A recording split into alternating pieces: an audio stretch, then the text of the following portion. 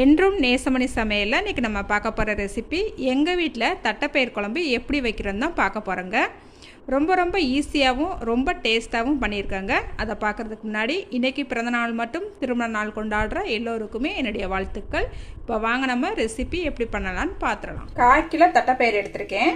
இந்த தட்டைப்பயிரை நல்லா 2-3 தடவை நல்லா கழுவிட்டு நைட்டே ஊற போட்டுட்டு நான் இப்போ காலையில் எடுத்திருக்கேங்க. இப்போ இந்த தட்டைப்பயிரை குக்கருக்கு மாற்றிக்கிட்டு ஒரு 3-4 விசில் வச்சு நல்லா வேக வச்சு எடுத்துக்கலாங்க.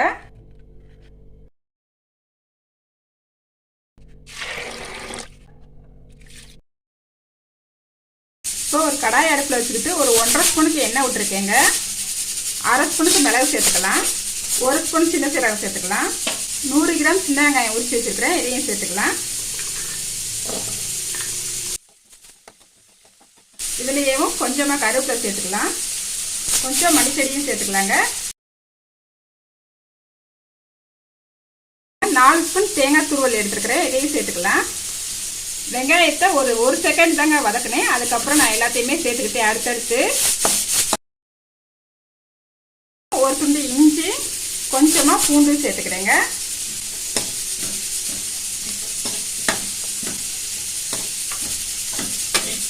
பாருங்க, தேங்காய் சில்லு சேர்த்து ஒரு நிமிஷம் நல்லா வதக்கிக்கிட்டாச்சு. வெங்காயமும் நல்லா வதங்கி வந்துருச்சு. இந்த அளவுக்கு வதங்கினா போதுங்க. இப்போ அடுப்பு ஆஃப் பண்ணிக்கலாம்.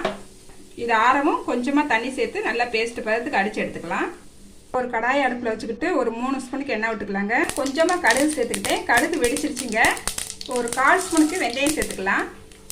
ஒரு 50 கிராம் சின்ன வெங்காயம், 2 பச்சை மிளகாவும் வெட்டி வச்சுருக்கிறேன், இதையும் சேர்த்துக்கலாம். கொஞ்சமாக கருவேப்பிலை சேர்த்துக்கலாம். 200 கிராம் கத்திரிக்காய் வெட்டி வச்சுருக்கேங்க, இதையும் சேர்த்துக்கலாம். முருங்கைக்காவை கட் பண்ணி வச்சுருக்கிறேன், இதையும் சேர்த்துக்கலாம். 3 தக்காளி கட் பண்ணி வச்சுருக்கிறேன், இதையும் சேர்த்துக்கலாம். கொஞ்சமாக உப்பு சேர்த்துக்கலாம்.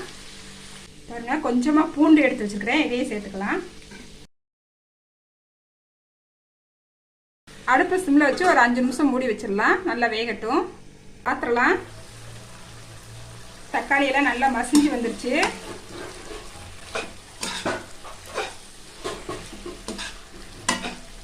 ஒரு 1.5 ஸ்பூனுக்கு வத்தப்பொடி சேர்த்துக்கலாங்க. மிளகு வேற சேர்த்துருக்குறோம், அதனால காரம் கம்மியாக சேர்க்குறேன். 1.5 ஸ்பூன் மல்லிப்பொடி சேர்த்துக்கலாங்க. 1/4 ஸ்பூன் மஞ்சத்தூள் சேர்த்துக்கலாம்.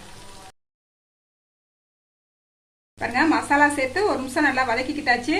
இப்போ நம்ம அடிச்சு வச்சிருக்கிற தேங்காய் விழுதுகளை சேர்த்துக்கலாங்க.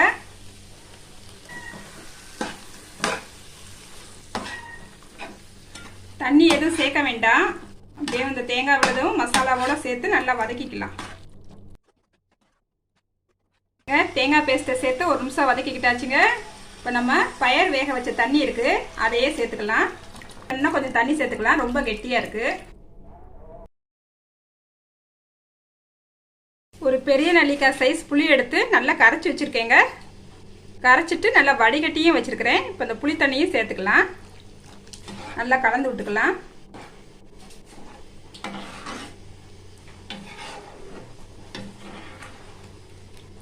இப்போ நம்ம வேக வச்ச பயரையும் சேர்த்துக்கலாங்க.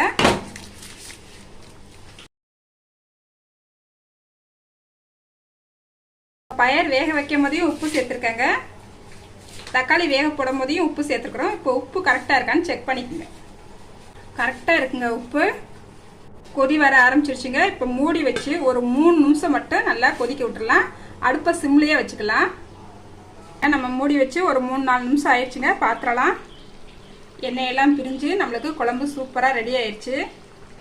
கொஞ்சமாக மல்லிச்செடி மேலே போட்டுக்கலாங்க. அடுப்பை ஆஃப் பண்ணிக்கலாம்.